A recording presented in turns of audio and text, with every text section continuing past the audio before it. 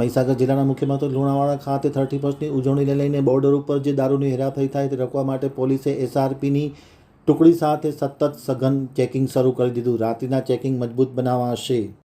Lunawada આમતક news બ્યુરોમાંથી Asif શેખનો એક વિસ્તૃત અહેવાલ.